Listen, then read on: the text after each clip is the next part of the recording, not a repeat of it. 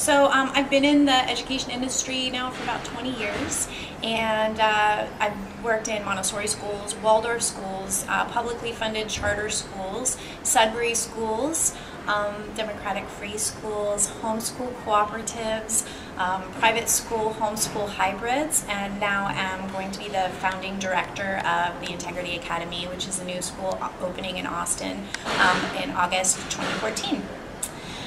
Which follows a holistic model.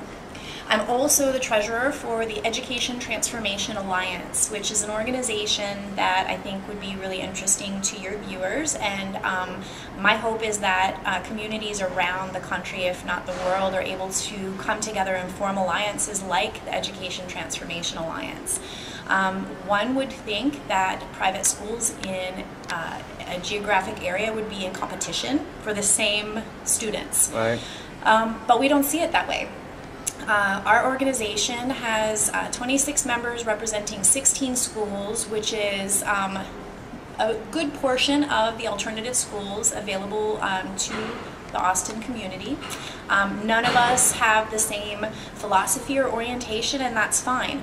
Our mission as an organization is to provide access and awareness to alternative forms of education so that any family can find the right fit for their child. Sometimes even within the same family, one school isn't the right fit for all the kids in that family.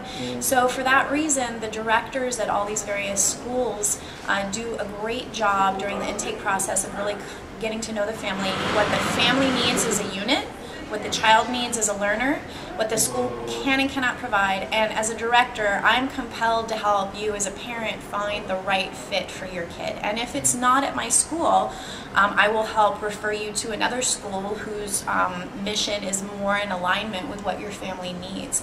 So in that way, all of the directors of the schools in the Education Transformation Alliance really work in a collaborative, cooperative model rather than a competitive model, and we help place families in schools that are great fits for their kids. It might temporarily help my budget if I were to accept your child into my school, but if I know on the onset that it's just a temporary fix, it doesn't help any one of us, the school, your family, the kids, because within a year or two your family will leave because they're not getting all of their needs met. So, so that's an important thing the Education Transformation Alliance does, just right off the bat, is creates an environment of collegiality, cooperation, and collaboration across all of the small alternative schools in Austin.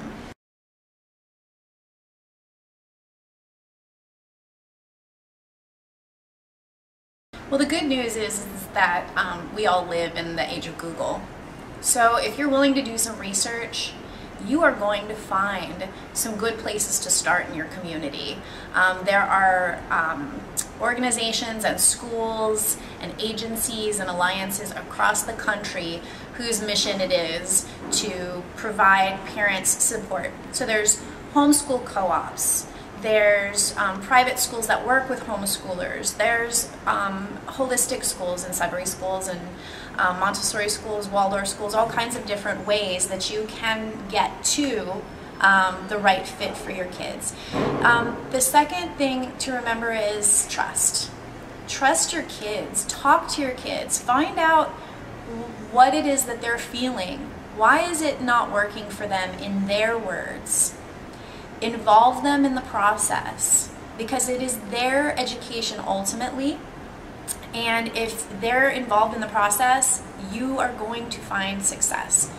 Thirdly, do not be afraid that your child won't be able to get into university because they are not going to a public school or an accredited private school. There are so many avenues to university education that don't include having a high school diploma at all. In fact, last summer I was invited with 25 other directors of alternative schools from across North America to visit Quest University in Squamish, British Columbia, by the president of the university, who is a part-time astrophysicist professor at Columbia and a part-time president of Quest University in Vancouver. And he specifically sought us out and invited us to spend the week on his campus to discuss the alternative school to university pipeline. Over the last 30 years of his career, he's found that students who are coming from homeschooling or unschooling or alternative schooling backgrounds are far more prepared in general for university success than kids that jump through the hoops. So imagine that you are an admissions director or you are on an admissions panel at a university and you have a pile of applicants and they all have good GPA, good SAT scores, they were members of the 4-H club and did marching band and volunteered, you know, with their church youth group on the weekends. You know, good kids, but they all look very much the same. And then imagine that you have a much smaller stack of applicants, of kids who have no GPA because they did not attend a school that gave letter grades, so there's no way to have a GPA. But they do have excellent SAT scores. Their application letter is well crafted and personalized and really demonstrates what they want out of their college career. And they've got letters of support from their teachers who have worked with them over the years, who can attest to the kind of work ethic. Many of these kids also are entrepreneurs and are coming to the table having already written books or started businesses. These are real world skills that will make university a breeze for them and promote the mission of the various universities. So universities are now looking specifically for these kids, wanting these kids, because they fare better. So don't be afraid. That's the first thing. Don't be afraid. Involve your kids, trust your kids, and know that college is absolutely an option regardless of whether or not you have a high school diploma.